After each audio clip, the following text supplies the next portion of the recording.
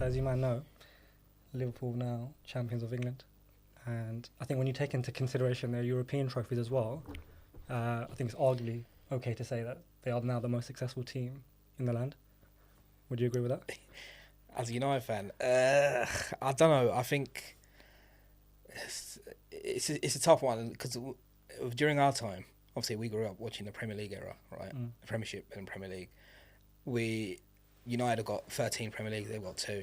Now, times before that, of course, I know football didn't start in '92, but I don't know. It's tough to say. Would their European wins? I'd probably say yeah, they are the most successful in England. But I feel like United, as a brand, I think United are a bigger club, definitely. You know what's crazy? I actually saw a video where Rio Ferdinand was basically saying that when they were playing under Fergie, they many times they would go behind by maybe 2-3 goals, but in the same game they would always come back by a score of maybe 4 or 5.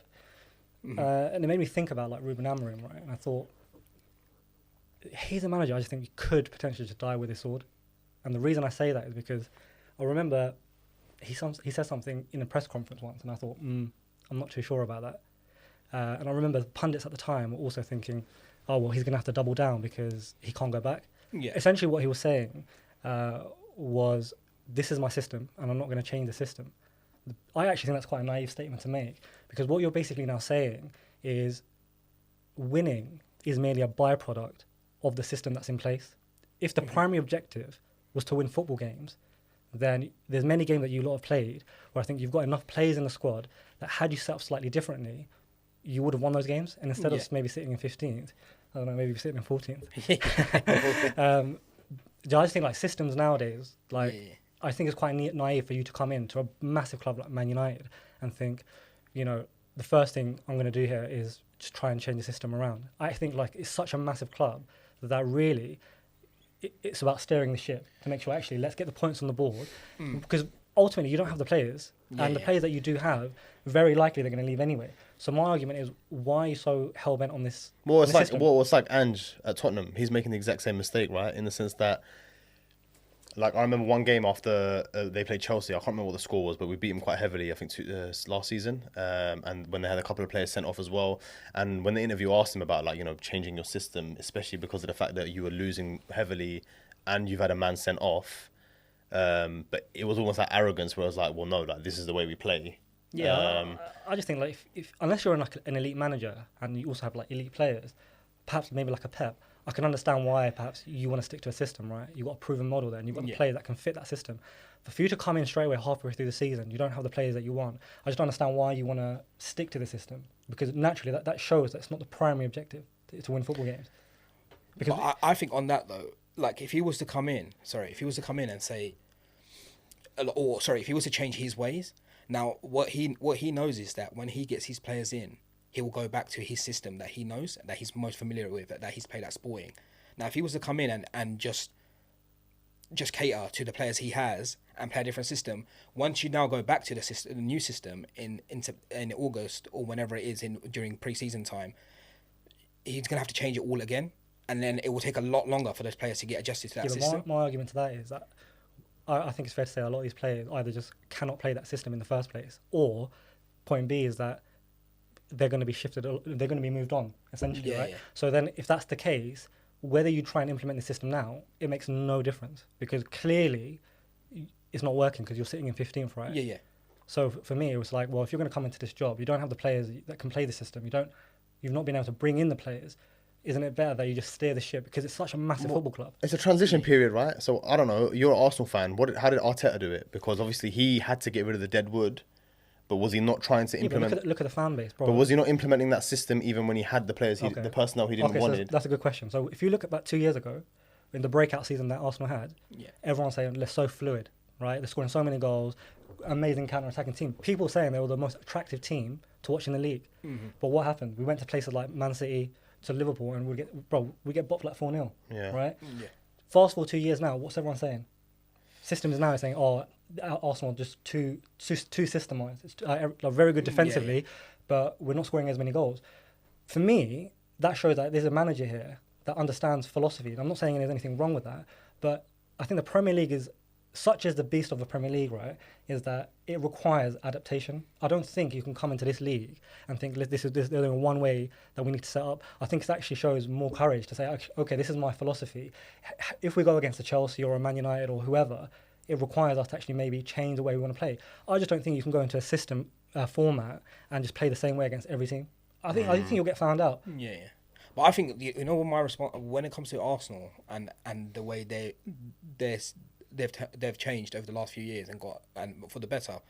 I think it's a lot deeper because when you look at what Arsenal were doing before when they were struggling, you had the owner Stan Kroenke. He probably wasn't there at every game. Probably wasn't as involved as in being there on game day, but he was more like the front man where everyone used to target. And then you got Edu in, and now once you get when you get a director like that who will then take over everything. Then Stan Kroenke took a back seat, and his boy Josh Kroenke started coming into the picture. Now when you have someone like Edu who's got the right mindset of how to drive a club forward, these things help, and that's one thing that United still haven't addressed. Like we now got Jason Wilcox in, who's doing well. I can't say doing a good job because we're sitting 14th, but he started. He looks like the players that he's bringing in, the players that we're linked to. Like you got Cunha, apparently it's almost a done deal, according to Romano and Ornstein. So like he looks like that. Yeah, okay, he's trying to take the club into the right direction. And with SJR coming in, in the whole of Ineos coming in, it looks like the club is trying to move in the right direction. But if you don't have the proper people, if you don't have a proper system in the background, you don't have the right people above you, the club is never going to work. Like if I was to ask both of you example of give me a club that is rotten from the top, yeah, or it's not, they don't have a good setup and that have been successful and won the league, I doubt you'd be able to name one. It'd be very difficult to name one. They're all like Leicester. They had a very good board above. For me, I just don't think that's a good enough excuse. I think when Fergie left, 2013. 2013. Yeah, so we're looking at over 10 years. Like for me, it doesn't really matter who's at the top, right? There's issues there, and I think if you were to look at the United fan base, even if you finish 15th this season, the expectation is such that going into next season, fans would still say we want to still try and make Champions League. I don't think anyone next season is going to be like, we finish 15th, we'll take 12th. So for me, it doesn't make a difference in terms of who's at the top. I mean, what do you think? I think there's issues. Despite the issues, the expectation is different. That's why I think that with Amorim, like, for me, it's about trying to get as many points on the board until you have the players that you want to play with the system. I'm probably the wrong person to ask because Chelsea, although our situation is not as bad as United's, we're in a similar situation. Like, I feel like everyone's talking about, oh, you're happy with Maresca or the team or this. I just feel like it doesn't matter whether I'm happy with Maresca or not. Yeah. The recruitment hasn't been right, which is on the board, right? It's on the sporting directors and stuff like that. So that's why I just feel like, I would probably agree more so with what's happening at United in the sense that if things aren't right up top, that's going to surface, like trickle down to the management, the players and stuff like that. So, well, I think Chelsea's a good example for that because with Ted Bowley coming in and Abramovich just before him, the success we had with Abramovich and the struggles you've had with Bowley, it's clear to see. Yeah, the top makes a big difference to a club, a very big difference. I think. Sorry, go on. No, go on. Continue. No, I think if the atmosphere is toxic, even if you take football out of it, go to any occupation, wherever, it's hard to perform. The thing with United, what I don't understand is that you've not really rid yourself of the ownership because the Glazers are still there. They still own a stake into the football club. So for me, it's like I know Ineos has the controlling rights of the footballing affairs. But for me, it's like, if you really want a clean slate, really they need to be out of the picture. Yeah, no, 100%. And these, there's been so many protests with them. You've seen the scarves. No one wants them there. Even the games that I go to, the chants are always there. Glazers out. But it's so difficult with United being such a big brand. If you actually look at top 3 biggest clubs in the world, I think United are ranked second out of the 3. Yeah, commercially, it's a juggernaut, really. They're too big. And now, even if you have the new stadium now, and let's just say the Glazers are still there with a 100,000 seater, with a new stadium coming in, they're still going to get filled up with more because there's such a big queue to get into. It's interesting you say that because I remember Juventus built a new stadium, right? Yeah. Do you remember I think it was close to 100,000, right? But then they basically had to knock it down and actually I think they convert. I think when they rebuilt it, it went to like 60,000. Yeah. And the reason was because they couldn't just fill the stadium. Yeah. So I think with a club like United, I think even if you go to 100,000, like you've got the demand there. Yeah. 100%. I think otherwise, I think it's a sweet spot for most clubs, like to try and get the right number. Yeah. And I think with like Juve, like I think you both would agree as well. Like when it comes to Italian clubs, the team that really stands out when it comes to Italy is Milan. Like everyone knows Milan, the history they have, the players they've had. Yeah, like Juventus are not, even though Juventus are massive in Italy, and they're probably the most successful, I think, in Italy in terms of domestic trophies. I could be wrong there, but I think people from like the globally, it's Milan are the biggest. So that's why I think they probably had to knock their stadium down. They couldn't fit it. But with United, 100,000, I don't think that's enough. The amount of people that are waiting outside for tickets, you can't get in. I was going to say I'm smiling because I want to show you something, right? I saw this doing the rounds online, and I swear to God, when I saw it, I couldn't stop laughing.